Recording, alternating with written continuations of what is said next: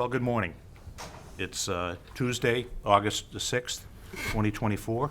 It's at 8:03. I'll call the SELCO Commission meeting to order. This is a special meeting out of kind of a periodic cycle that we don't normally meet in July and August, but because of some important factors which will come through this meeting, we determined that we would come and meet through August. As a result, we have one board member who is not able to be here because of family issues. Another one, Mr. Matt Beaton, is remote, and Mr. Mike Ruffolo and Tony Trippi and myself are here in full form. Okay, with that, I call the meeting to order, and we'll go to review and consider approval of the June 2024 and July 2024 bill schedules and warrants. Do we have any comments or questions on on either one of those items from June or July? No. Okay, hearing none, I will entertain a motion to accept. So moved. Oh, sorry, so moved. Okay. Second? Okay, and we'll do a roll call vote based on Mr. Beaton being remote. So that would be Mr. Beaton. Matt? Yes. Okay. Mike? Yes. Ruffolo? Tony? Mr. Tripp? Yes. Okay, and Bob Holland, yes.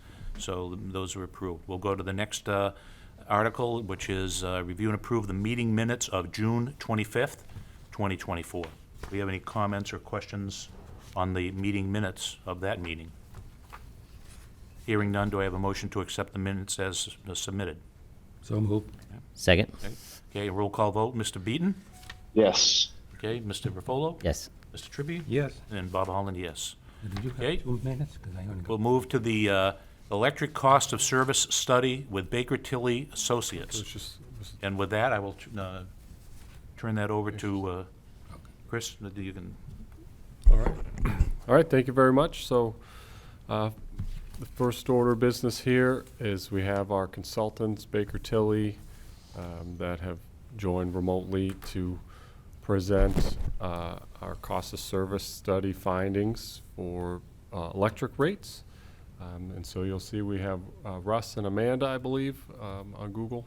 And I'm not fully versed in the whole marketing spiel that they would give, but I know that we've attended numerous trainings that they've done for the American Public Power Association. They have audits all over the country, so we've found them to be a great partner in this. And with that, I would turn it over to them to present on their work. Okay. Great, thank you, Mark. Let me just share my screen. We have a PowerPoint presentation that we will share with you and go over. Let's see.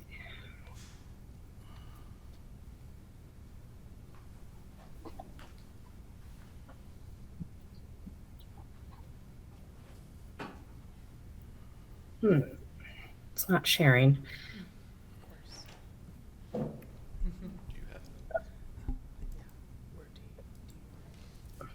Val, do you happen to have the presentation you could pull up? I don't even have it. Oh, I can try to join. Yeah, just give me 1 second. I will make a small note that between the original file that you received and this presentation, I believe we've made some small edits.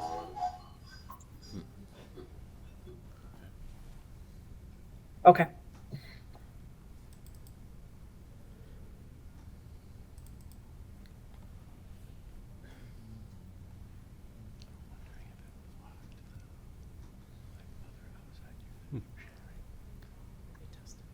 Sorry about that. I'm not sure why it's not sharing.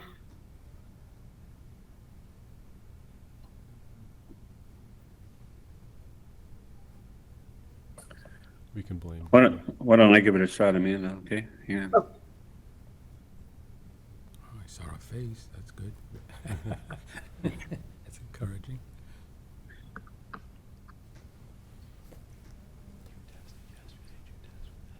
You have to always pick the right window, and if you don't pick the right that's the only window. thing. Can you see it, Amanda? I don't see a presentation, no. Should I be? Yeah. Not yet. We're still pulling it up on our side. Okay. Do you want me to do it? I'm trying to get to it right now. Okay, hold on. Technical difficulty. It's Adobe, it's Adobe, so it's, Yeah. unless you have it, it might. Oh. Yeah. All right, where's? Do you want to talk about some highlights in between, or? Sure, we well, could. yeah. I mean, I was If just you gonna wanna- say I could pull it up here. Okay. Wait, did I just get it? Did I figure it out? Great. Are you guys seeing a presentation or no? We're seeing your screen, but not quite the presentation. I'll, If she pulls it up on her screen. I believe I normally have to go to like full screen, Full screen? present full screen, and then present, and then put the presentation in presentation mode. Entire screen. Share. Sorry, this is my first time using Google Meets, so I'm not familiar with. I feel your pain. there we go. Now we Okay, can see who's it. this? Are you seeing it? Yes, All right. Sorry about that. no worries. Okay, so for the electric cost of service and rate design, Russ and I are going to each do part of the presentation. I'm just going to start with the overall project overview, the overall process, including the data collection, the process for developing the revenue requirement, cost of service, and rate design, and then what SELCO's objectives were. And then Russ will dig into the electric operations and the actual results of the revenue requirement, cost of service, rate design, and the proposed rates. And then we'll show you what the cash flows and the debt service coverage look like. And then we'll have, discussion and question period. So for the general project overview, we conducted and developed a comprehensive allocated cost of service and rate design study for electric operations.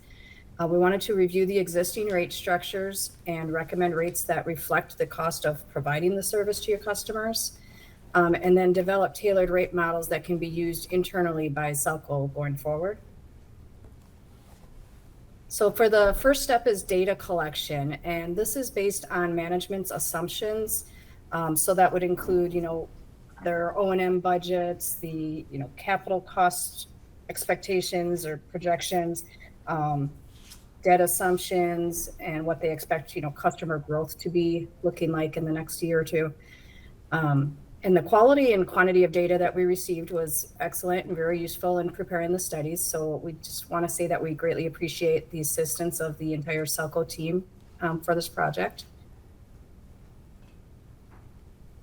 So the rate study process itself consists of 3 phases. First, we develop the revenue requirement. Then we analyze the cost of service. And finally, we develop the rates. The revenue requirement components consist of operating expenses, which is, the cost of serving your customers. And like I said, that's based on your budgets and historical trends. Depreciation, which is a reduction in the life of your assets, and it provides funds for asset replacement. And the return on rate base, which is based on the cost of debt and equity, and that provides funds for debt service and inflationary increases in the cost of utility plant and service. And the rate of return that we used in the study was 5.53%. And then the second phase is the cost of service, where we want to functionalize cost into different groups to be recovered, such as demand, energy, and billing and customer costs. And we want to take the cost from the forecasted revenue requirement and put them into these functions and groups, where fixed costs are demand and customer related, variable cost would be energy related.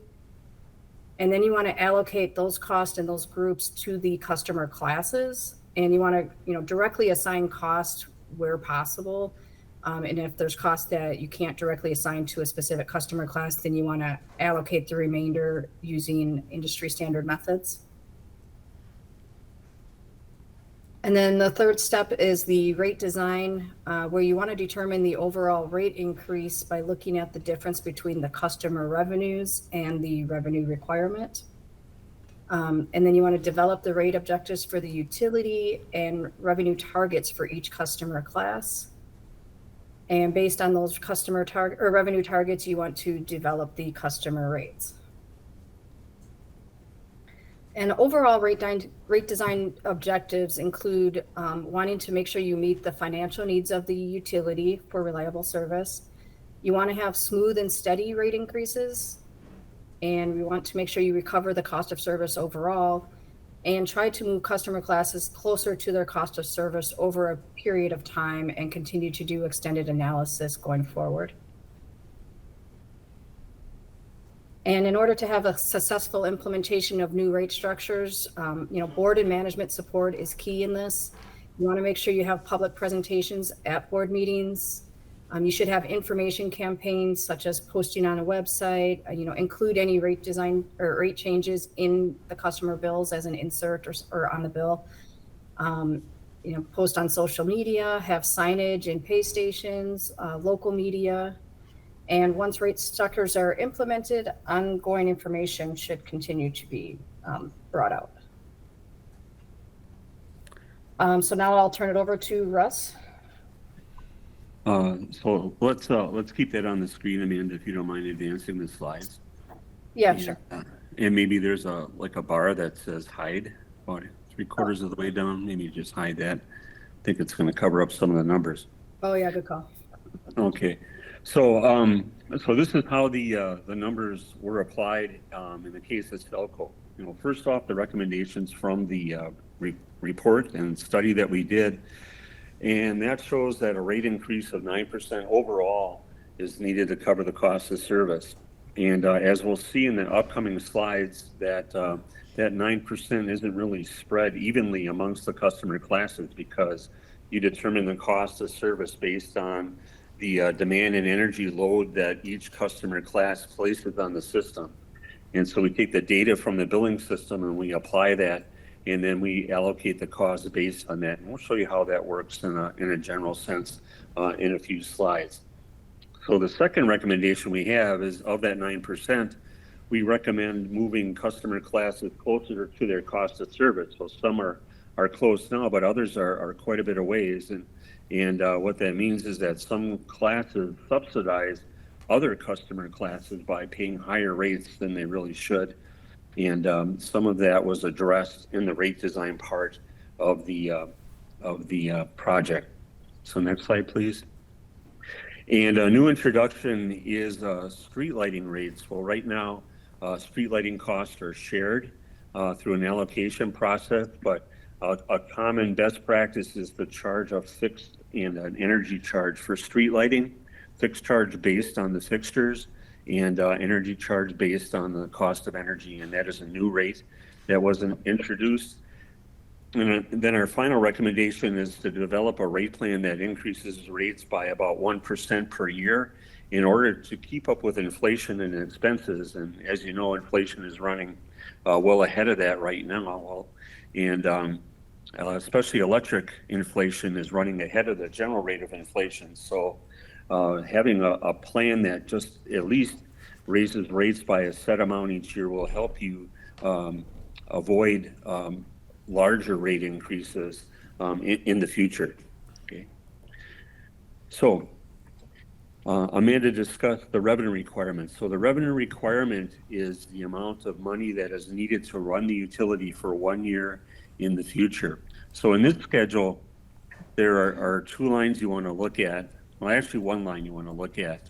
If you look at the far left column where it says budget 2024, if you don't do anything, the revenue increase that's required is that line near the bottom is $3.3 million, which is where we get the recommended rate increase of 9%. So with the rates that are designed in the next column over, in proposed rates 2024 column, the rates that are designed get you that 9% increase and get you pretty close to that cost of service. Now in 25, 26, and 27, you see the bottom line revenue percent increase required. If you increase the rates by 9% in 24, in 2025, another rate increase of 1.73% would be needed. In 2026, 3.5%. But in 2027, rates are fairly even, as we understand there's some new substantial load that is forecasted to come on the system in 26 and 27. So that will increase revenues and mitigate some of that needed rate increase that you see in 25 and 26. Next slide, please. So then the next step is the cost of service study, and you see in the far left-hand column, customer class. Those are all the rate classes that you have right now. So residential, commercial, GS1, 2, all of those, you're familiar with those. The next column over, the cost of service, this is the amount of the revenue requirement that you need to run the utility in 2024, which is roughly $40 million. The next column over, forecasted revenues at current rates, is where you are if you don't do anything, and that comes to that 9% increase.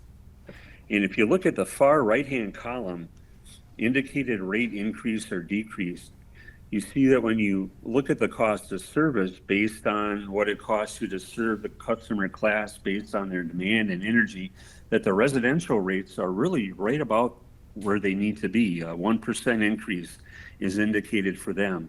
But then commercial, GS1, they're well below their cost of service. And you can see on down the line, some of those percentages are fairly dramatic, but the dollars are small. But you see the spread of indicated rate increases for each customer class. And we address some of that in the rate design. But overall, the bottom line is a 9% increase will make you whole. And for the test year, the revenue requirement that was used to develop the customer rates. So what do we do next? Well, the next slide shows, again, the customer classes on the left, and the next column to the right, rate design, rate change.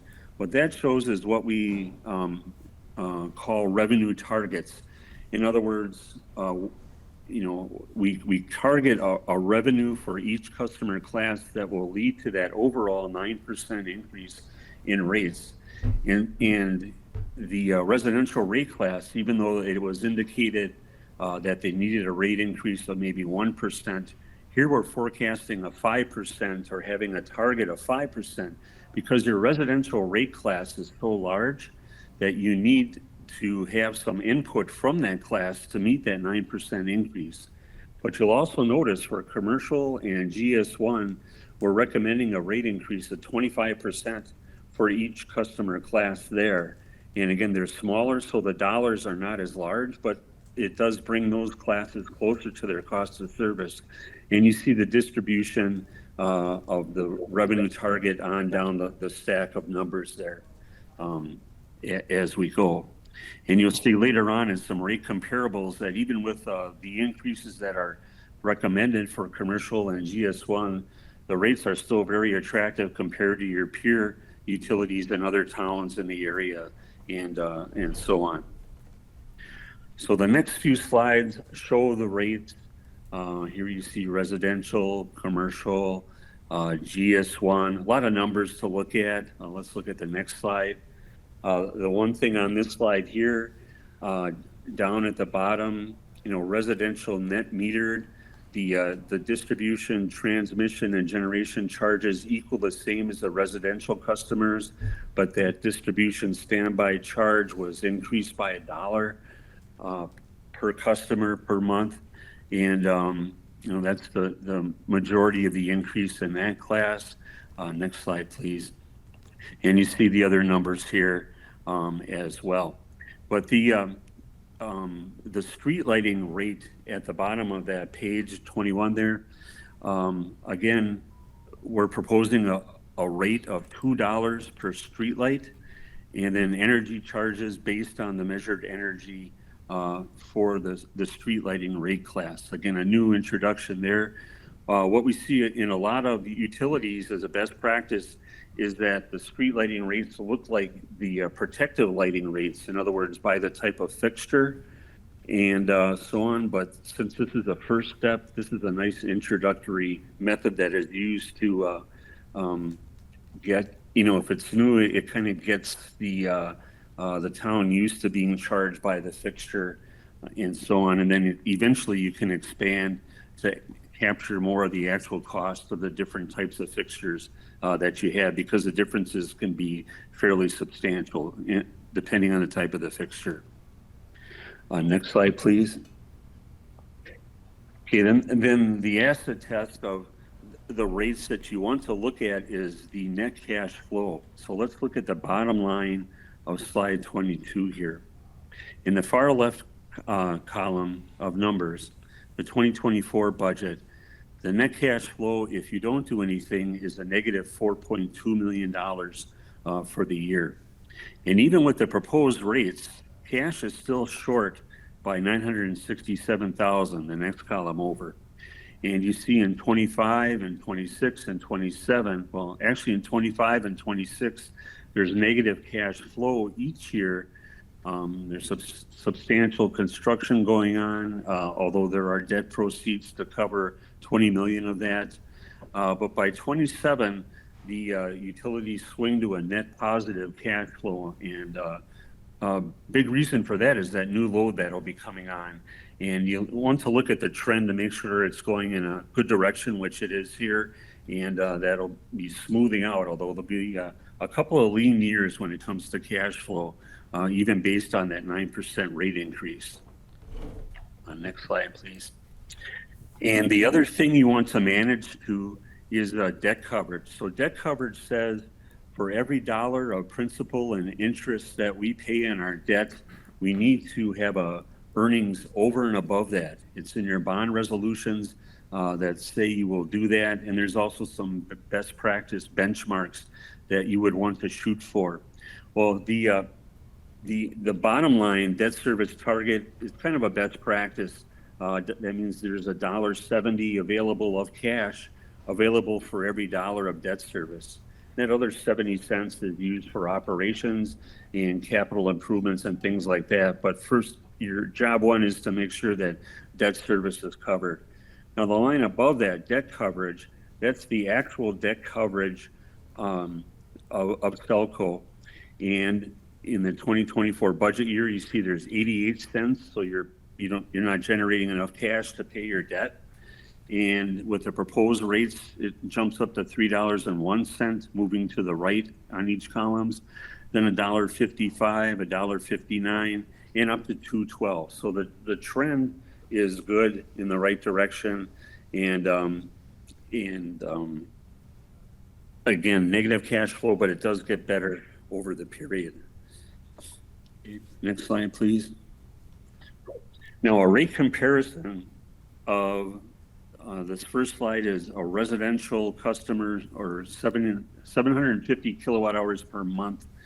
And if you look at the bottom of the chart, the dark blue line at $6.73, that's where you are now. And with the proposed rates, the line in green, a couple lines up from that, you're still well in the bottom quartile of your peer town utilities in the area when it comes to rates. And of course, leading the pack are Grid and Eversource and so on. But you see, your rates are still pretty attractive. And the source of this is the AMWEC rate comparison. Next slide, please. And then commercial, 3,000 kilowatt hours per month. If you look at the dark blue line on the very bottom, this is where you are now. So you're, leading the pack with low rates there. But again, those classes are 25% below their cost of service. So the green line proposed a few up from there, $504 for a customer with 3,000 kilowatt hours per month. You're still very attractive in the bottom 50% of the town utilities that you see in the comparable there as well. And next line, and this shows it more so in number. You see on the far left-hand side, the rate class, residential, commercial, GS1, 2, all of that. And if you look in the far right then, in the blue shaded area, the average monthly bill increase per customer, so for a residential customer, it's roughly $5 a month, commercial 81.70 per month, GS1 $621, $622 rather per month, and $532 for a GS2 customer. And again, that brings those classes to their cost of service, and still the rates are low compared to your peers in the business as well. Okay. And so that's the hard numbers. I threw a lot of numbers at you right there, but again, bringing those classes to the cost of service, the rates are still very attractive. Residential, again, is a little over their cost of service, but the class is so big, you need some dollar contributions from them to meet what the revenue requirement is for the utilities for the year. And again, I'd like to thank the folks at SELCO. They put together a ton of data for us, and again, make our job a lot easier. And we really appreciate all the work they did and input that they had into this as well. And so with that, Amanda and I'd be happy to take any questions you might have and follow up on that.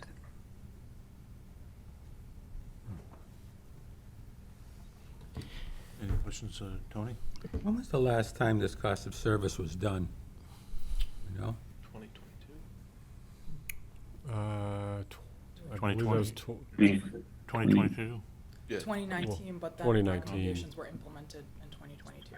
right. 2022 is when we implemented them? Yeah, so the last wholesale base rate increase was in September 22, I think, based on data from the 2019 version, right? Yes, that's correct. The 2019 study was completed, partially implemented, and then we completed the other rate adjustment according to the 2019 data in 2020. Two. Was it 2022? 2022 Yeah. is the one we had the rate. So why is commercial and GS1 25% off? I mean, that's pretty big compared.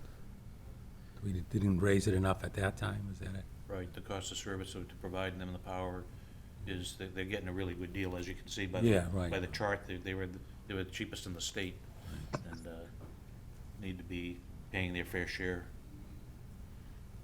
What was the increase historically, what we did in 2019 or 2022? Do you guys know what we increased it last time on average, or? I want to say it was 10%. And also in the same year, there was a increase to the customer charge as well, right? Yes. Like a flat fee type thing? Yeah, Yeah. I want to say that I was think so. earlier in the year. It's like $5 or something. I think it went from $4.50 to about $11.50, right? Something. Yeah. Yeah, that was in 2022? Yeah, I think that was earlier in this all predates me. Yeah.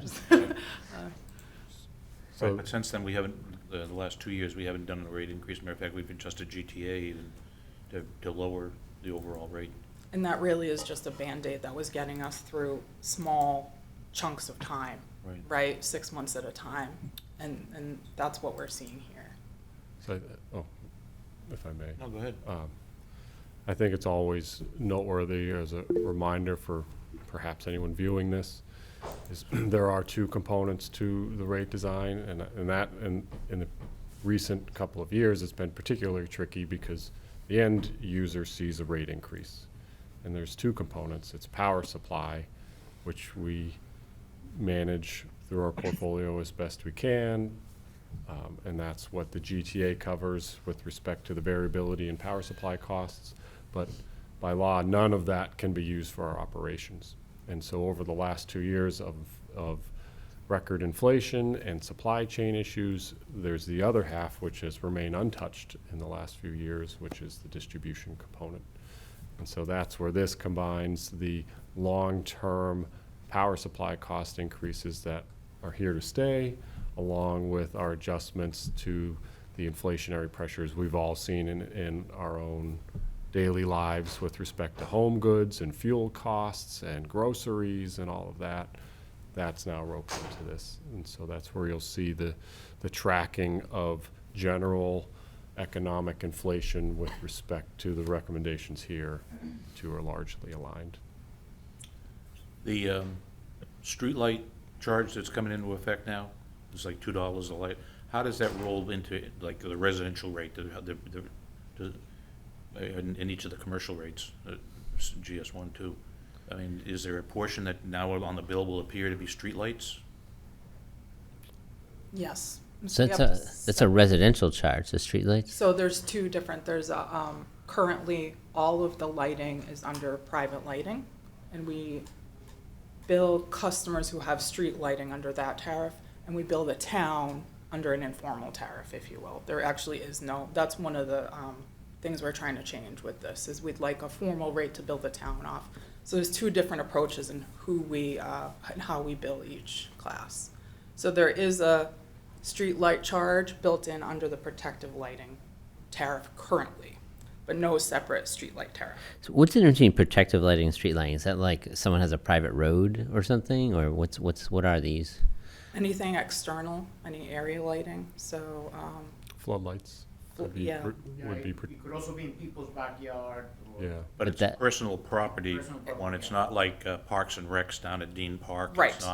It's not streetlights that are on Maple Ave or Right. anything like that. Right, and it's attached to the residential customer's account. That's protective lighting. Yes. And then now a subset of that is street lighting, which really gets a charge against the town. So you want to separate that out, which makes sense. Yes, And- have its own tariff. And we've been calling that like a soft benefit or something, like one of the benefits Yeah. that we're providing So to the gonna hit town. them with some more money. Do you have any pushback from that already? Yeah, have you communicated with the town interest in us charging, and then what was the? Yes, and as usual, any type of increase to the municipal budget is obviously something that they like to plan for. But we did in early discussions, they've budgeted for 5% increases on the town side. And so this does exceed that a bit. But I guess that's someone is ultimately paying for that anyway. And so it's just trying to decide which bucket is going to pull from that. And by separating out the rates, it makes it a bit more transparent on our part to analyze as well as charge those particular costs, especially when new streetlights with build-outs and protective lighting, as more and more folks request these. It also helps actually do the assessment to decide, is that light necessary or not, because there is a cost to build and maintain. And Matt also has a question. oh, He has his hand raised in the meeting. It's such a small hand. Mr. Beeden? Thank you. Thanks for looking up. Thank you very much. Great study, and just had a couple of quick questions. Some of the out years, 26, 27, is based on that increased load. Might be more of a SELCO question for Chris and the gang, but could you put a little color on what those assumptions are? Because we have a lot of assumptions from a rate perspective built in of what things will look like based on that, and if that doesn't come to fruition or bumps out a couple of years, that could change things for the long-term aspect of this 3-year study. And then could you also give a little refresher on what's inside the difference between GS1 and 2, and why 1 is going up 25%, 2 is going up 2%, and in the context of the fact that 2 has a higher revenue base of about 8 million versus the 2 million in 1? Okay. I can answer the first one. Actually, Patrick, while I'm doing that, could you pull up the description for GS1 versus 2? It's not loading on my computer. for some reason. I can describe it. Yeah, that'd be great. Okay, so for the first one, Matt, regarding the added load, we have a pretty good indication that a very large industrial customer is going to add about 10% to our sales in terms of kilowatt hours in the latter years of this, the period that this study covered. If that doesn't come to fruition, it will change the forecasting that Russ and Amanda have done in the latter years, 25, 26, 27. but not this rate increase that we're talking about right now. So we did not assume any of that load coming online for 2024. So this 9% would still stand regardless of that coming online. However, all the cash flow analysis and all of that would have to be addressed again. If that seemed to not occur, we probably would want to do a refresher of this study, which is best practice anyway, within the next couple of years. Is that enough detail, Matt, on that? Yep. Okay. Thank you. And then Patrick has pulled up GS 1 and 2. So GS1 are the larger commercial customers that the threshold is 10,000 kilowatt hours per month to get them to that, and then a demand less than 200 kW. GS2 is exceeding 200 kW demand. So those are the industrial, larger commercial. And we're saying that those are the ones that have been paying their, pretty much their fair share and don't need to have the increase, whereas the lower GS1s need to ante up. Yeah, GS2, Russ and Amanda, correct me if I'm wrong, but they came back as the only class that was actually right at cost of service. It was less than a percentage point off. Correct, yes. Getting back to the question I had about streetlights, we understand we have protective lighting, people pay that private, that's a separate charge. Then we have the streetlight charge that we're gonna have now, which is like $2, I think, a light, and that's going to the town. So that's a bill that the town will pick up, that they haven't had in the past. Well, they have been billed, just in an informal manner. Okay? And we gave them the budget for this year and then estimated what their budget for next year would be based on this rate increase. And I want to say it was about $50K, maybe less than that, added on just the streetlight budget. But it's not gonna be an add-on to like residential for streetlights. They won't see a line that says another. No. Because the town's picking that up as far as Oh. the overall tax base. No, this is just, the town would just pay for their lighting. Well, their lighting is our lighting, because it's all in the streets, right? Yeah, well, so, okay. You were correct, there will be no additional line. Right. I read a bulletin about rates, and it was a law firm in Maryland, and they said that they were projecting because of the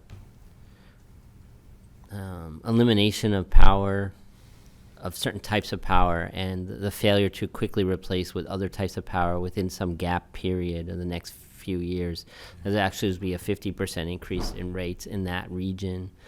And I'm wondering if there's a similar thing going on here, and this is only a 9% increase, and I'm wondering if there are other factors that are different in that region than this region, or where we get our projections from. That's a great question. I'd love to jump in on that one with you. Oh, Chris. yeah, no, I'll let you take it, but yeah, that's a big topic right there, Mike. That's a good one. yeah. As they pick up wind blades at Nantucket and Yeah. Martha's Vineyard. Exactly. So, I guess to throw in a couple comments on that, which is a very important question. I look at it two ways. One, that particular situation and the fact that it could happen here is something where I think it's important to keep the categories of rate adjustments in mind, where that's GTA, that's power supply, that's some of the larger increases we've seen on a temporary basis that we've implemented over the last couple of years. That doesn't help us with still rolling trucks, restoring power during outages and storms. That's this whole distribution side.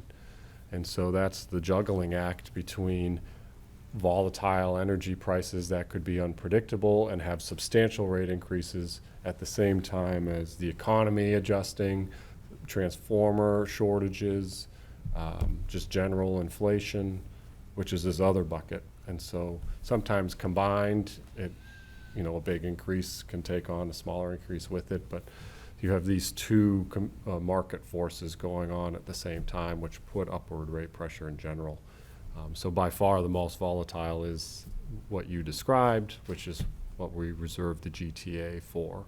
And then a rate increase like this is once we know those costs are going to be sustained in the foreseeable future, that's when you do this rate, the base rate adjustment to incorporate it into your regular collection activities.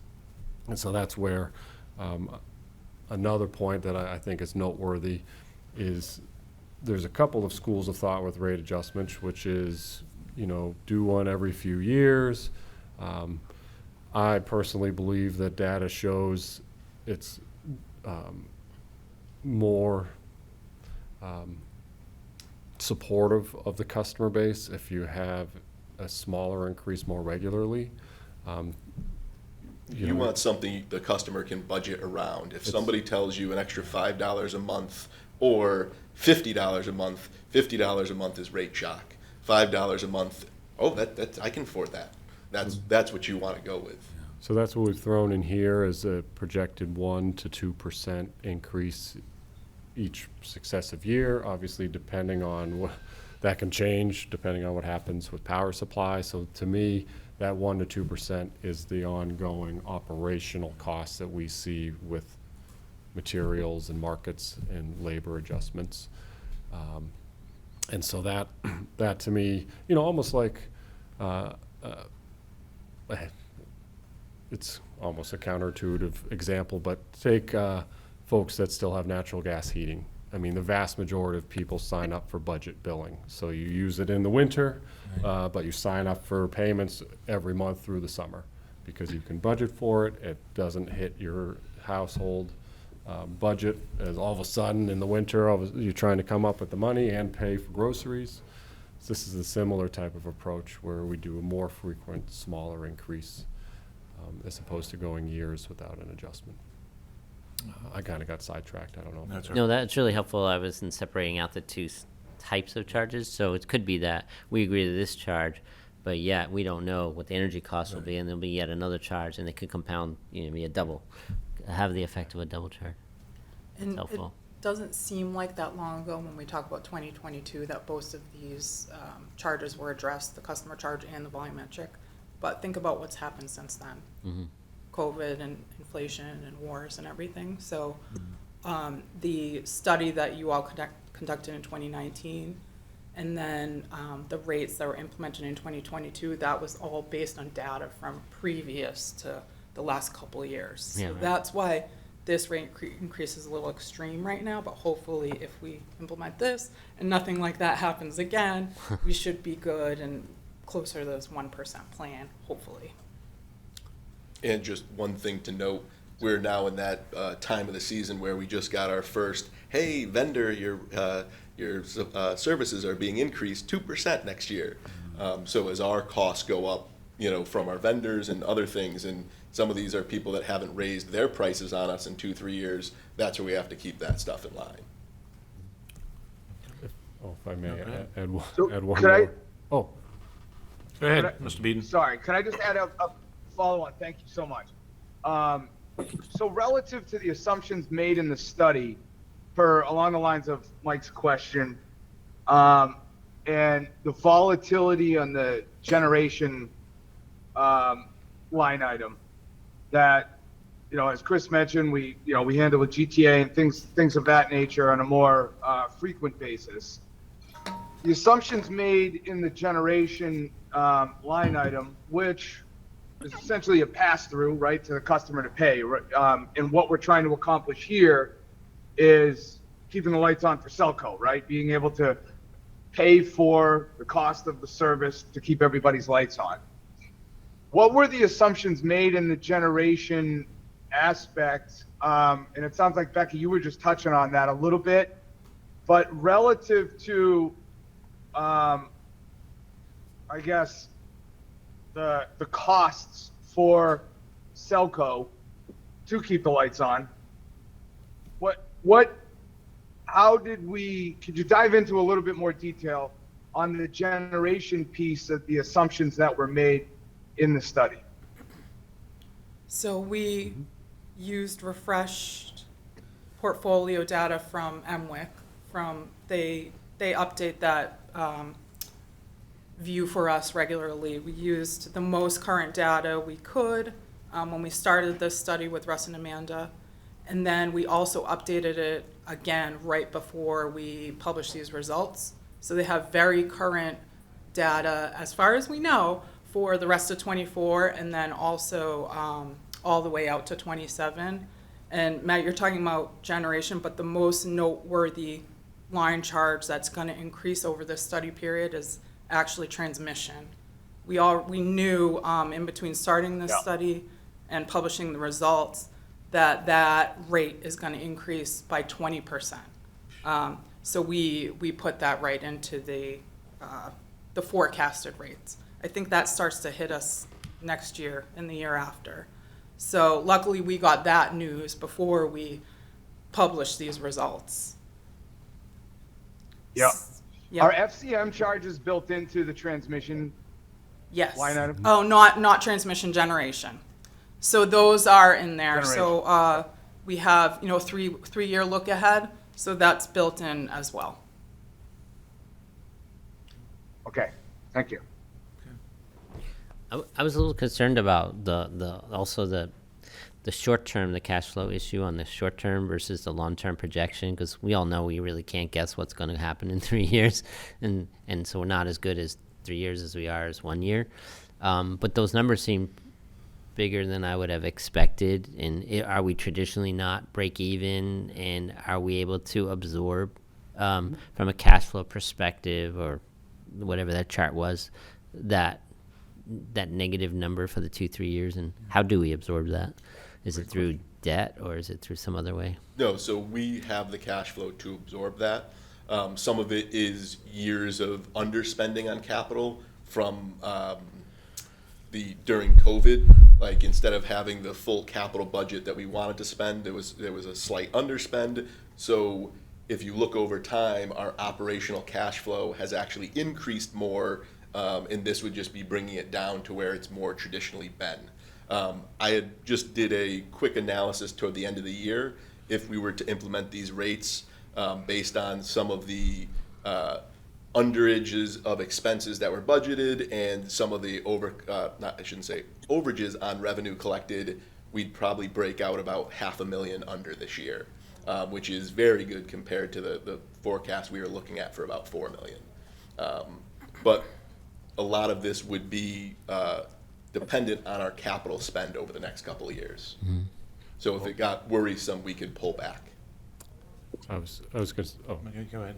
so you're speaking to capital a bit, but my understanding, and I think if you could speak to this, is a lot of that is also the power supply component. So we've collected, if you recall, we did that substantial transfer of $4 million to rate stabilization. So part of that was stabilizing rates, if you will, and pulling from that to cover not, there's the capital side of things, which we can manage, which our project schedule.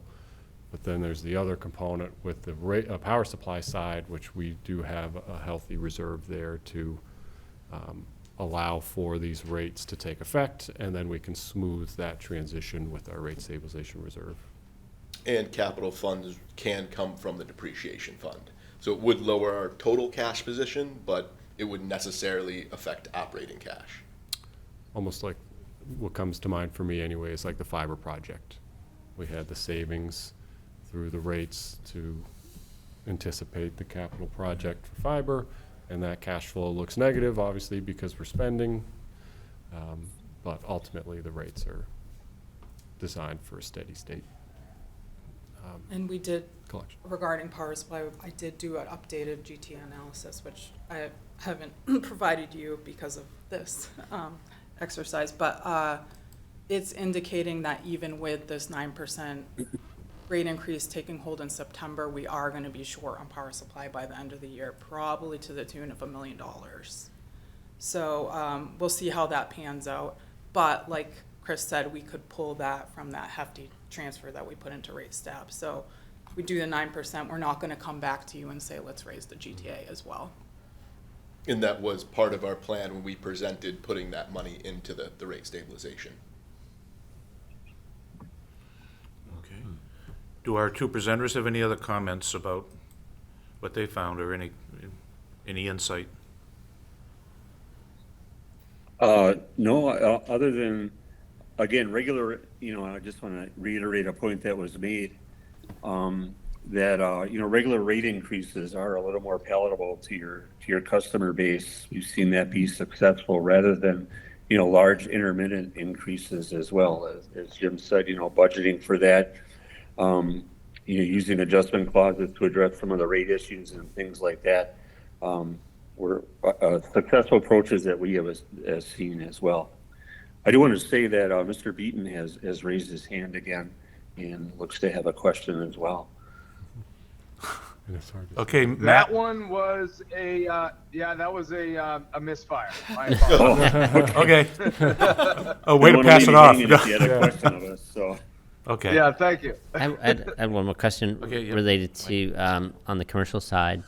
Are there some businesses that are heavier users that are affected more, and what types of businesses are they, and how do we communicate differently to those businesses? Well, the heavier ones are the ones that actually been paying the freight all along, so they only got a 2% pay rate, rate change. It's the intermittent ones that are the intermediary or ones that are. Yeah, the chart we put up with the average dollar impact is for the average. Yeah, averages. We all know how helpful average Yeah. can be. So, So there's it's the going to be extremes. some folks, like you said, at either end of the spectrum that Right. are going to get harder or less so. We're planning to send out personalized letters. We're not going to send out letters for the whole rate increase because that's just a lot to undertake. But we did decide for these commercial customers getting the bigger rate increase, if you all approve it, we'll send out letters letting them know when the rate increase is coming and what it will do to their average bill. Okay. And then we'll work with customer service on talking points. Val and I have already been thinking about that and maybe even showing that the MWIC chart about historically where rates have been and how this is really just getting folks up to where they should be. Right. If I may interject as well, the commercial side I view as, this is perhaps my own personal take, is now you're talking with another business who is seeing the same inflationary pressures, who's probably increasing rates for their customer base. And so it's a little bit of a different discussion than someone who's perhaps on a fixed income. They That's should understand it They should better. understand. Yeah, it theirs better. is more of a pass-through. Yeah, and then to the point you just made, then you show them our rate comparisons, which then transitions it to our typical, good luck finding, I mean, you Yeah. can see there's a few other options, but Yeah, if not many. there's not many places you can go and look how much money you've saved for as long as you've been in Shrewsbury. So it's not an ideal scenario, but in many ways, it's the same, it's the same playing field where it's. Well, we're making a policy change, which is a good one, I think, which is not to reallocate the proper cost to the commercial side as to the customer side.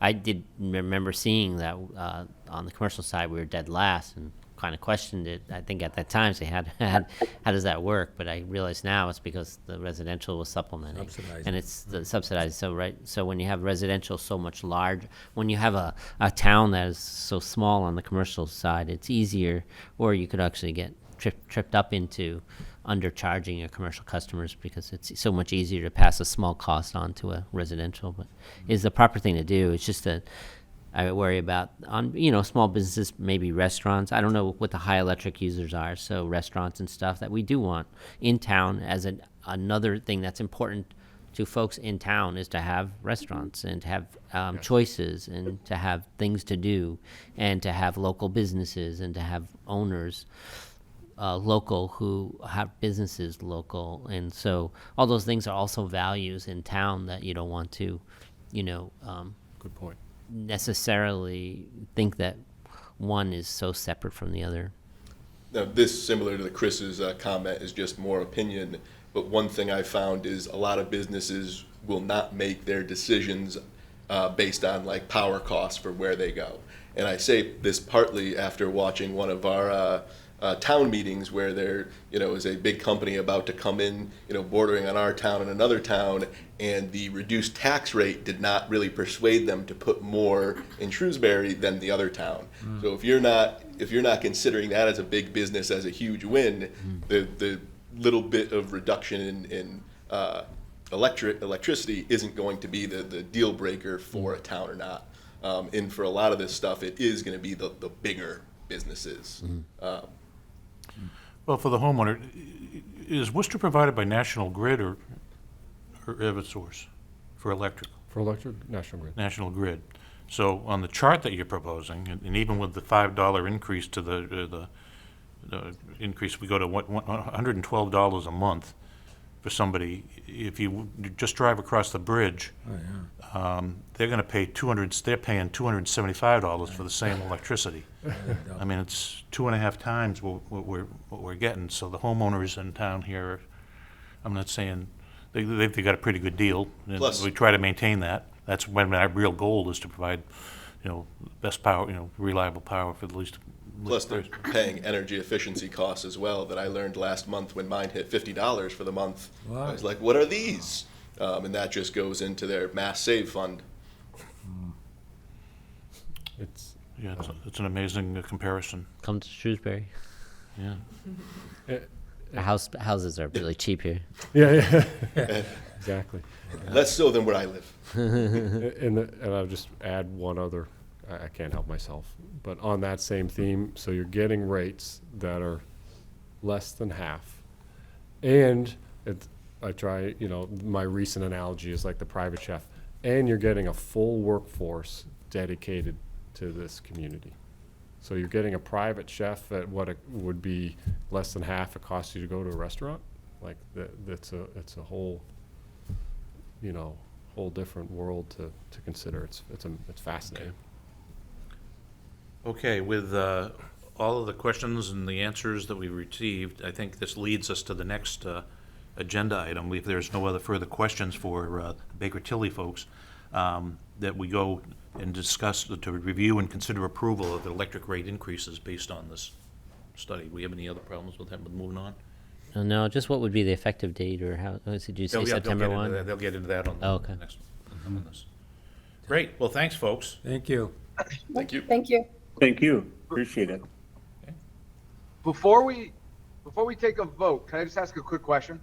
Well, we're not Not- taking not we're not Baker taking a Tilly vote yet question. because they're gonna give us a presentation on what the rates are and when they go into effect, Matt. But you go ahead, Oh, you yeah, have right, questions, go right. ahead. So yeah, just a question. If we did nothing, I guess this is a good intro to this next segment. What would it look like if we were, we had that $3 million shortfall, $3.5 million shortfall? What would we do in that instance if we didn't raise rates? Sound like they're juggling the cash. Yeah, that would be a tough one. We would definitely have to look into how we would pull more money out of the depreciation fund this year, or transfer money around out of probably rate stave. I don't have a great answer for you because at that point we'd have to, and when I say creative, that's not like creative accounting, cooking the books or anything like that. It would be more having to figure out solutions for, either getting certain costs down, and or how to, take funds that might be restricted for one item and, apply them to stuff today. So, example, if we're, purchasing new capital, we might have to pull that out of the depreciation fund instead of just replacement stuff. I keep looking down because I feel like Matt's in the computer. It would be a combination of any power supply expenses would have to come from that rate stabilization fund to cover the shortfall in the cash flow.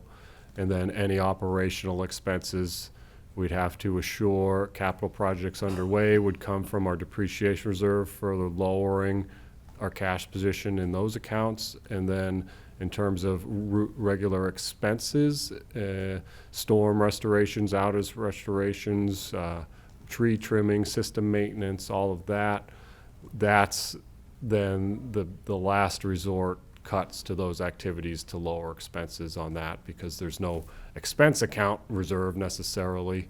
It would be our operating cash reserve. But those are the ones that would then have to be, those service reductions, if you will, would be the ones to minimize any further cash flow.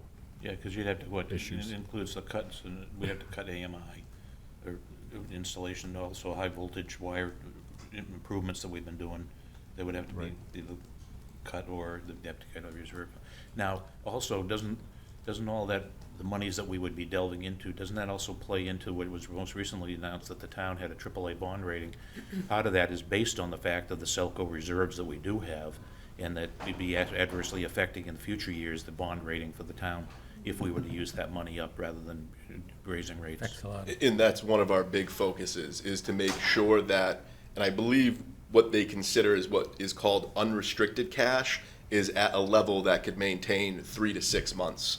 Because that was one of the big conversations we had, is we don't want to be that group. Right. Well, there's the debt coverage ratio as well, which factors into future borrowings. Yep. So it has a cascading effect. Yeah. You'd make it through the next 6 months for sure, but you're always going to catch up after that. Okay, with that, Mr. Beaton, should we lead on to the discussion on the rates? Yes, just as a closing thought there, I think the reason why I asked that question is I think that's really important in the messaging to folks because of the private chef we've all come to know and love with SELCO, quick storm response, great customer service, all the many benefits of SELCO when we compare it to some of the other maybe larger public utilities. Those are the things that we would have less of. Without a rate increase. So I really think it does help with the messaging to understand what it is we would lose if we didn't raise the rates. Yep. Good point. Okay. Okay, over to you, Mr. Roy. Sure. I guess, did you want to go through I can, yeah. just the notes? Yeah. All right, so just overall, in summary, the results of our cost of service study indicate that we need a 9.1% overall rate increase to maintain our financial health.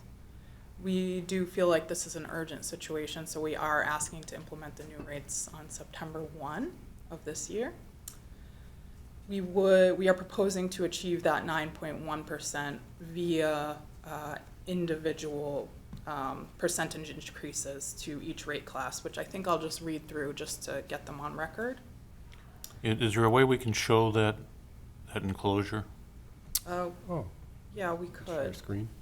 Sure. Who's on the meeting Just of us? me. Jim. Okay. I don't know, where do you have that? I didn't mean to catch Hey, it. what do you email? No. Yeah. Actually, Val, could you email that to Jim so we could pull it up, the memo?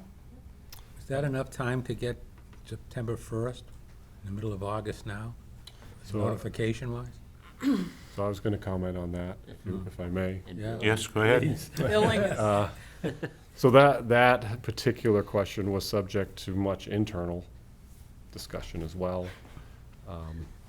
I will say, so I'll take responsibility for putting forward the September 1 increase, largely due to the cash flow issues we're trying to mitigate.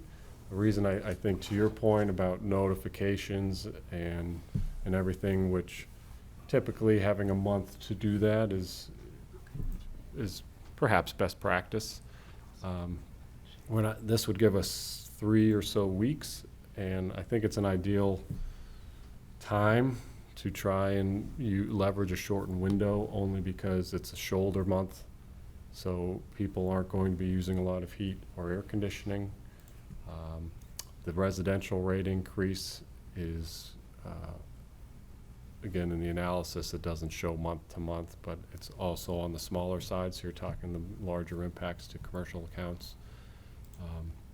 That being said, I think that there's a strong argument to be made to give us the additional notification runway to go to October 1.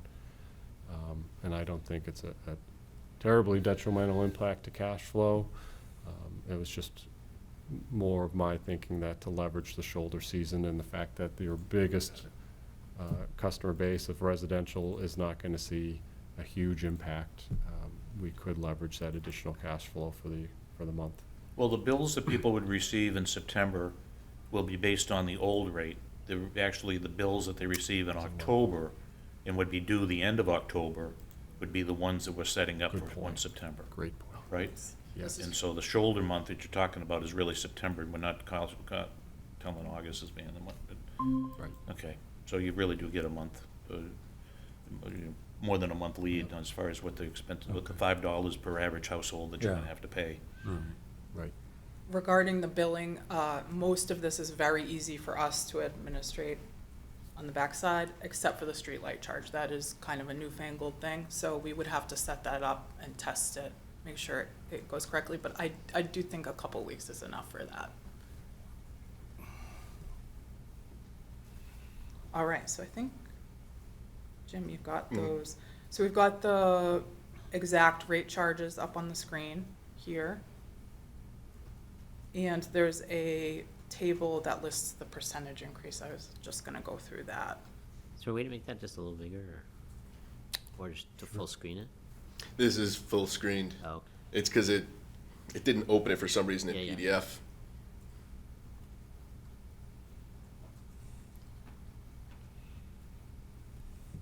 That table at the end with the blue.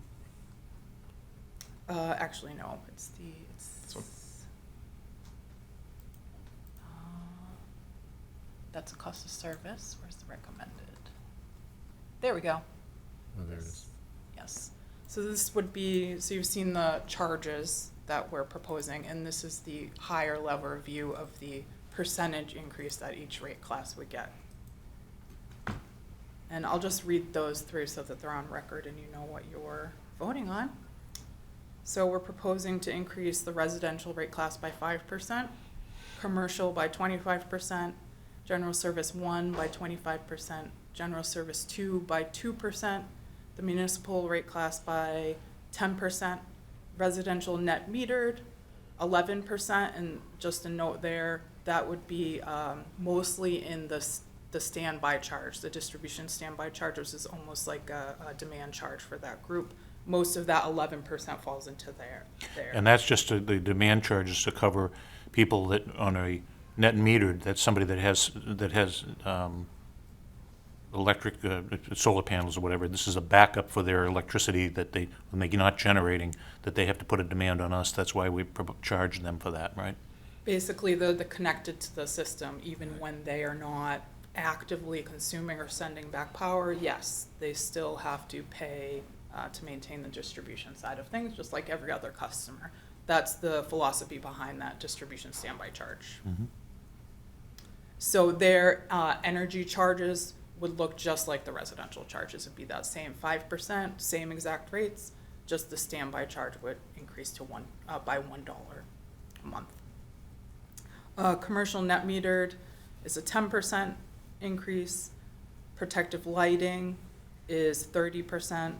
Street lighting, 30%. And as we know, that's also being changed structurally so that there is that $2 charge per light now. And then the rest here is actually just internal notes that we analyzed and won't implement. The electric vehicle one is for the public chargers, which doesn't have a rate currently, and we'd like to keep it that way, but this is good for us to see. Interdepartmental is SELCO's use for the substations and the office and all that. All the street lighting that we provide in the town, they're all LED now? Yes. Okay. There might be a few stragglers. But we yes. were pretty aggressive to, Yeah. okay. Okay. All right, so that, I think that's everything. Now back in your court. unless Well, you have get more your average bill questions. cost chart, impact by rate class, Sure, we Yep. could go over that that. chart, just to let people know what Yeah, the expectations. it's the final page, yeah. Okay. This one? Yep. So if these increases are implemented, the far right column shows the average increase in terms of dollar by rate class. So residential would be $529, commercial $81.70, GS1 $622, GS2 $532, municipal 90.99, and net metered it's about a 1317 increase. And again, this is just the average customer within that group, so not everyone in that customer group is going to see this increase the same way.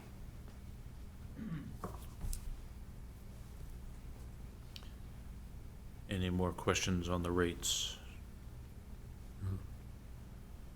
Not One- here. Oh, One last question, if I may. yes, Mr. Beaton. Thank you. Obviously, we're raising rates to offset increased costs, and we all know inflation hit the economy like a freight train. Could you just provide a sense from, this year to last year, or actually it's been a little bit of an uptick, but just in little buckets, where have we seen the greatest cost pressures increasing for us? Again, so folks have an understanding as to the why we need to do this. That's a great question. So we've kind of seen them all around from our expense perspective. So things like, with IT cost, you're seeing increases in cybersecurity.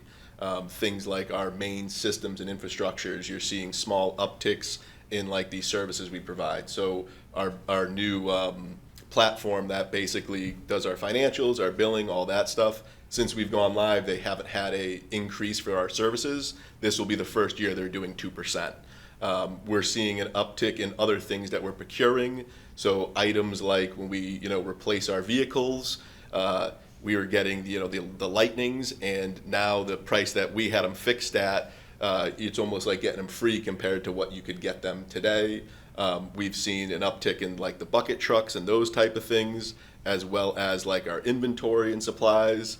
I basically, Matt could list almost all items are subtly increasing in price. And of course, there's power supply, as you know from our years of coming to you with the GTA, the base rates are just not adequate to recover the charges. And again, that is because they were last addressed prior to unprecedented inflation happening. So I do think every time I look at that, the analysis reveals we're under collecting. That will just perpetuate if we don't address that. Okay. Great, thank you. Okay, with that, and using this, if you want to go back up to the top of the memorandum, there's a recommended motion which states that it's been recommended to us, the commission, to vote to adjust the electric rates as follows, effective September 1st, 2024. And I'm not going to read all those off, but if you go down, you can take a look till it'll be down to background. But those are the rates that we're voting to approve. Do we have a motion to So move. accept those adjustments? Okay. Okay. I just wanted to mention that this is exactly the type of analysis and discussion and thoroughness and independent study that's exactly what we need to, I think, for all of us to do our jobs. So I appreciate the thoroughness of the analysis and the discussion. Yeah. I wish I had done it when they were on too, but I've now worked with 3 different cost of service firms, and Baker Tilly's analysis, as you described, it's so thorough and comprehensive, and you can just trust in the work. So I would love to give them props publicly for the work they did too. That's great. Yeah, Okay, with that said, I will. with that said, we have a motion that's been made and seconded. Now for roll call vote, Mr. Ruffolo, Yes. Mr. Trippy, Yes. Mr. Beaton, Yes. yes, and Mr. Holland, yes. So with that, 4-0, we approve the rates to go into effect starting in September 1st of 2024. And I thank you for the with that, we'll go to the next, our last item, which is the general manager's highlights, which I find interesting based on the conversations we've had most recently. Yes, so, thank you. So I thought, as you can see, based on the dates, these aren't the newest legislative bits, but intentionally so. I had included these as they came up through prior meetings, and so what I thought would be of interest, based on the context of this meeting, was to pull those snippets, put them in here in one summarized fashion to kind of lay the groundwork and the context for other rate increases across the region. And so you can see in here, and as you know, as it correlates to the charts that we showed, you can see our larger counterparts in the private sector between Eversource and National Grid. In here, you're looking at 17% rate increases. There's an 8%, 8%, I'm sorry, I did it by date, but then you can see kind of correlating with our rate increase here. The analysis shows across the U.S. as well. They're looking at an 8% increase year over year, so we're tracking along the national industry on our part. Whereas the private utilities in New England are tracking double the national average, so you can see that I think our benchmarks are looking pretty favorable with respect to what should be as expected in the industry. And then you just, you can see, because the private utilities obviously cover multiple states, so I include context with respect to their other regulatory filings. So you can see in Maine, 12.5%,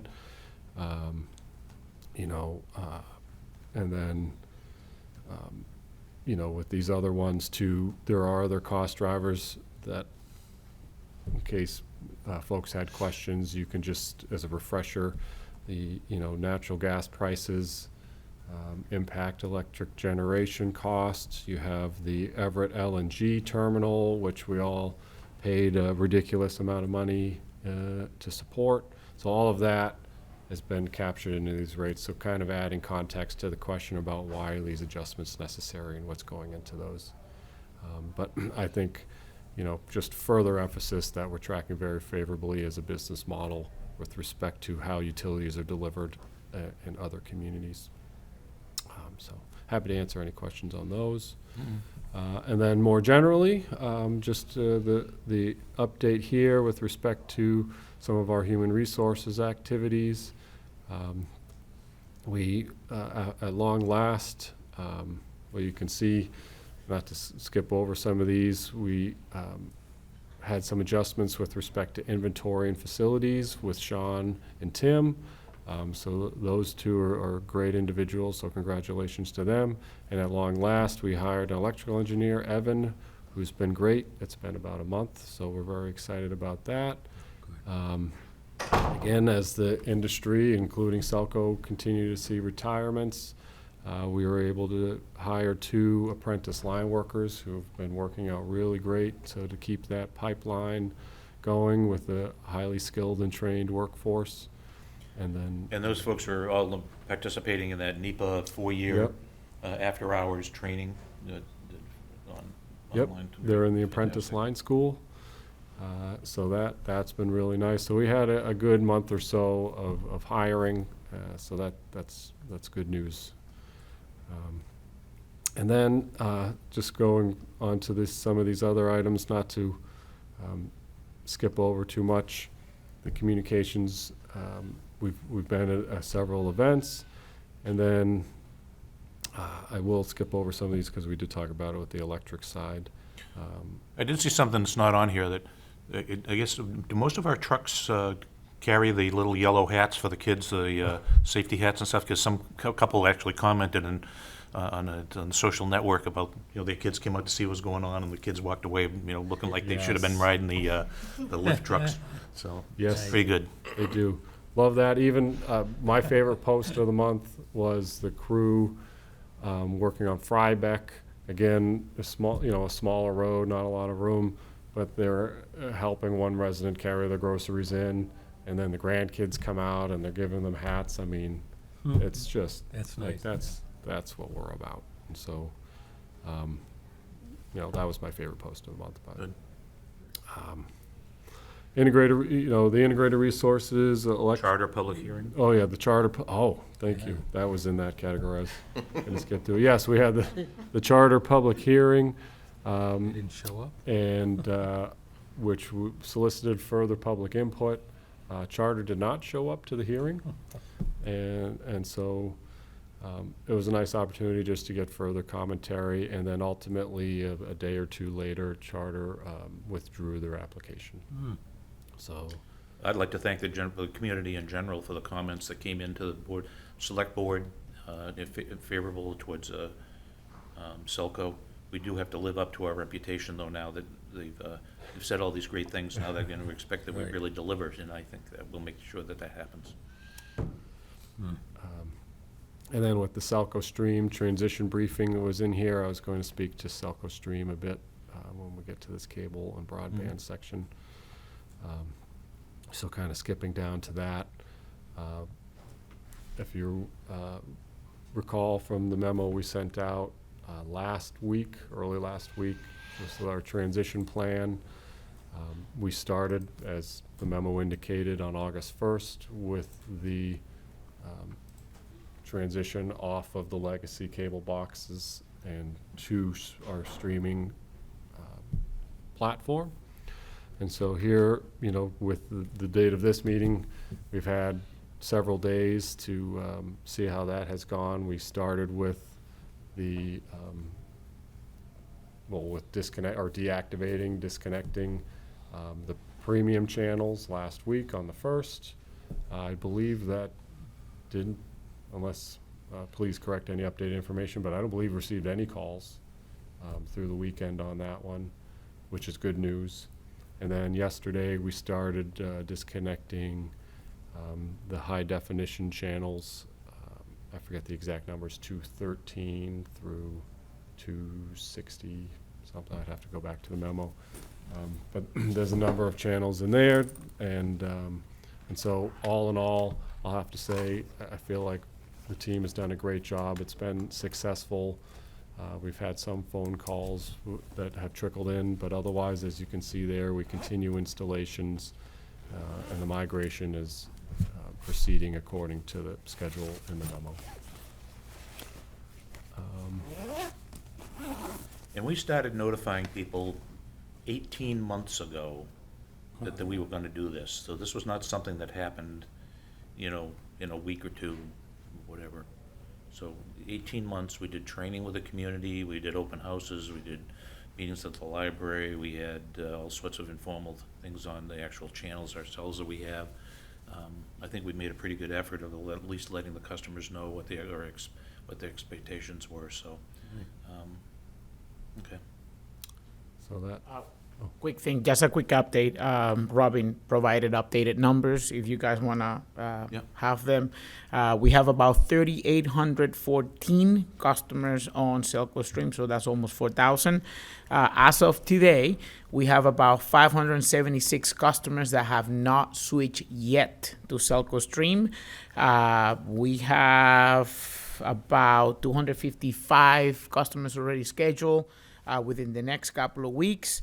And out of the 576 customers left, 43 are commercial customers. A lot of them, they require that corporate enables or work with us for such a migration. And we also have 90 customers left that are cable only. So we're anticipating that when we start, as Chris indicated, when we start shutting channels down next week, a lot of them are going to be calling as they are using a DTA. So I have a question, because we're one of those 5,100. Oh, boy. man. Boy.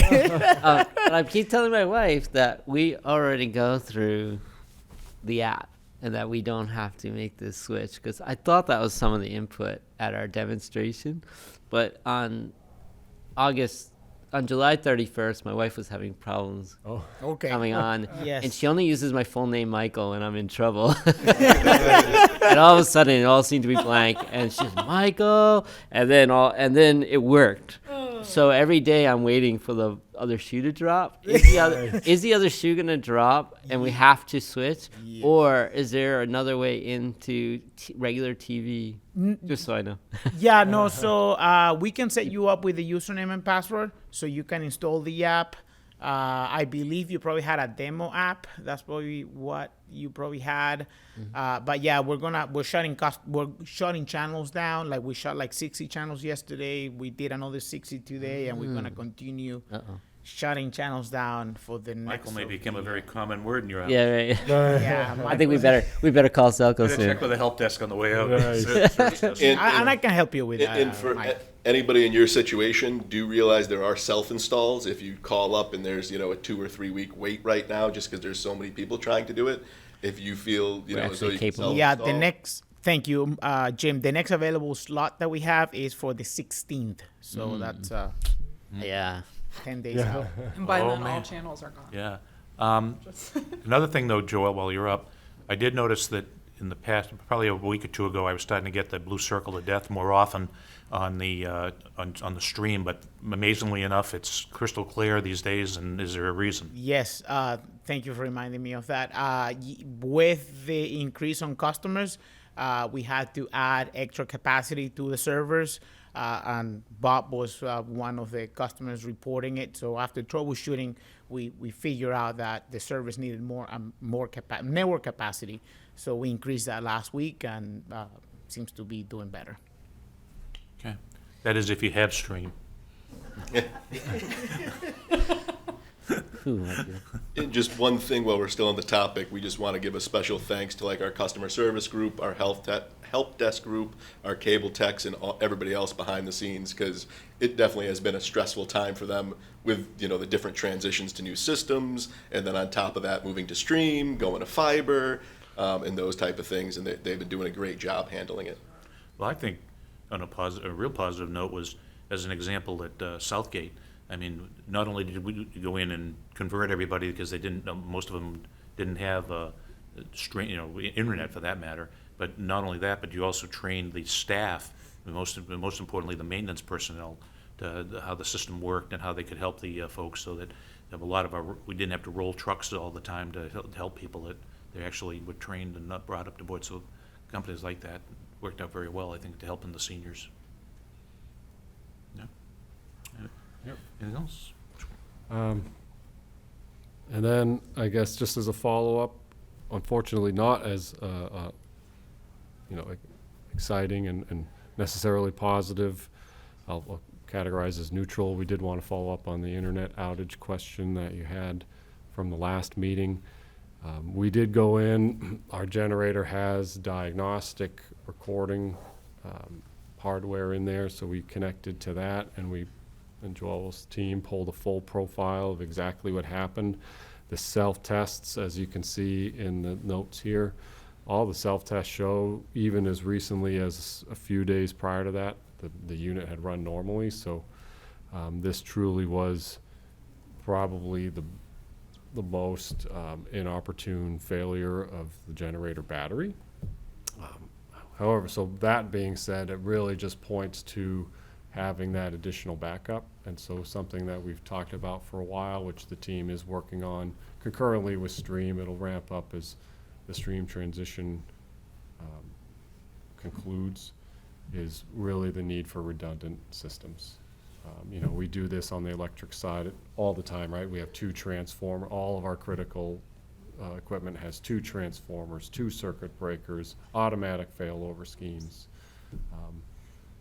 And so just translating that design criteria to the cable side is the next phase. And so we have the team looking at that. They've already identified locations, and we're looking at different equipment. And this is the perfect time to do it because we have the fiber project ongoing that we can connect in a more diversified cabinet system. So if one area fails, it immediately shifts to all the others. So that was the report, that we had a single point of failure that in a very low probability circumstance it did happen, and just points to a need to change our architecture to a more redundant model. Okay. That's great. Thank you. And then on a positive note, I just wanted to mention this one. The team has also been working on this XGS system, which allows speeds up to 10 gig. So that has been deployed successfully, and so the intent is to gradually shift our system to make that 10 gig available across the entire fiber network. And so I think that's a major accomplishment for the group. Our procurements now incorporate 10 gig equipment. So as we build out the fiber system, that capability will then come along with it. And so that'll continually, as the project progresses, set us apart from the competition as well. So I think that's another noteworthy point. And with that, happy to answer questions on anything else. It's just the standard. How's our State Department of Transportation doing to support us? Yeah, that's a good question. So I thought so. with the fiber project, we've run into some delays with respect to permitting from the state. Perhaps little-known fact that Maple Ave is actually a state road. And so while we are fully experts on all the poles and everything, apparently there's a permitting process for us to access our poles that on a random summer day they decided should probably be enforced, although I haven't seen Verizon having to use for permits for their work.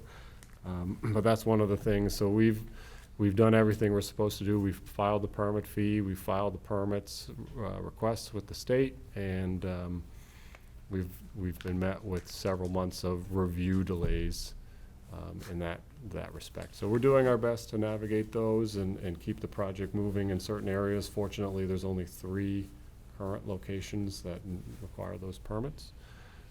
But One happens to be my residence with the 114 senior citizens who are eagerly awaiting the state to finally get up and approve something that shouldn't have to be waiting for. Maybe we should give them your all 114, your I can get all the one- phone number Well, and emails, and That's- it'll happen. we'll get the senior we'll get the senior center buses and take everybody up to the Department of That's right. Transportation. A little march. It didn't take them very long to have us pull that banner across down from Maple Ave. Anyways, that's just something in the past. I'm sorry. Distinct distaste for the Department of Transportation's lack of support for SELCO.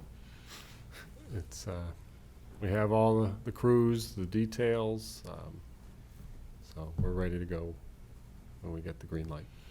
Great. It's a quick anecdote. I received, I guess, a smart meter.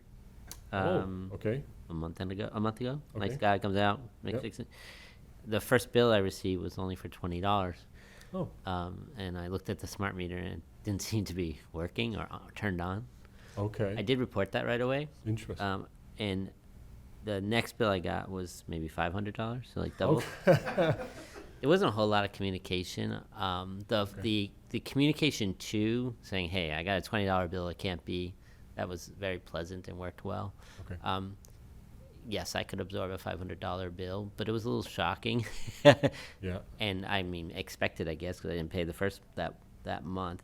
Sure. But I don't. I guess my question is, am I a one-off? I always doubt that. I happen to be on the commission and I'm a one-off. I think this might be an experience other people might have or could have, and I'm just wondering if there's testing on the meter when it's inputted to make sure that it's functioning so that somebody doesn't get caught with a surprise of I mean, I was honest, right? I called and said, it's not working. The meter's not working. I don't know if that would have been discovered or not. But the flip side is then, so it triggers a customer action or reaction. And there may be customers here floating 3-4 months not knowing they're going to get a big bill. So I was wondering if there's some testing or some protocol or a way to know whether a meter is functioning or not, and whether SELCO's on top of that. Yeah, that's a great question. So I do know the meters are tested. After deployment, to be totally honest, I'm not sure if we test the connectivity in that very moment between the meter itself and the gateway.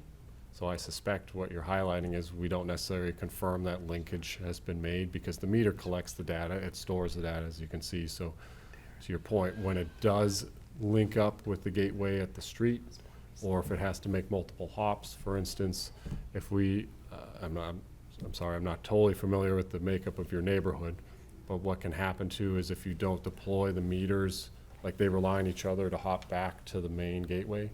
And so if the other meters in that bridge are not there, it'll just store the data until the deployments are done, and then it can get back to the Gotcha. system. So can I just get, Mike, Oh, please. when did you have your meter installed? I believe it was June 2nd, so there was Okay. 3 days of build activity and then Okay. 27 days of unbilled activity. No, 'cause I know, Something like that. I know when we first went live, there was a little bit of a hiccup. Since then, I believe the process is they are checking to make sure meters are responding through our internal devices. Because one of the nice things about AMI meters is basically if you lose power, we know about it. Right. Right. It alerts us, it does those things. So when things are wrong, we should be able to detect a lot of them ourselves. Right. There could be one-off issues, to your point, where something does go wrong like that. But there was, I know, a period, you wouldn't have been in that one. That's why I just wanted to I think ask. it was, it may have been now another month, so it may have been May 2nd. But Okay. it was the beginning of a month. Yeah, no, because since that initial hiccup, I believe there was processes put in place to make sure the meters were feeding back and telling stuff into the AMI software. And we also had to make sure it was feeding into our billing software as well.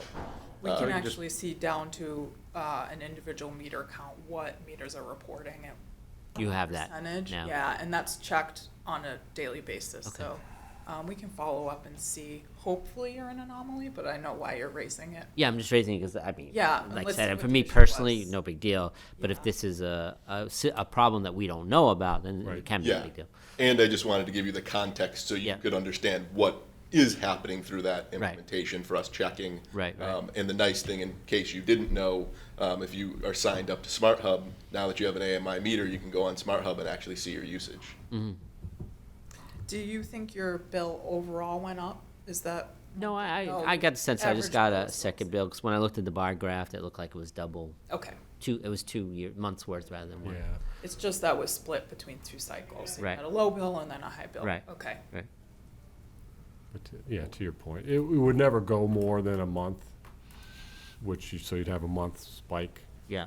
But like you said, there is that potential if the uplink isn't made, it would store that data and all of a sudden say, hey, now you owe twice as much, Right. Right. or whatever the. And obviously in a two hot months, so it was a heavy usage month. Right. 2 months heavy usage. Okay. Do we have anything else? I think, No? If not, motion to adjourn. I guess we have to do it ourselves. So I'll make a Oh, yeah. motion to moved. adjourn. So moved. Okay, all in favor? Uh, I'll go roll, Mike, Mr. Ruffolo? yes.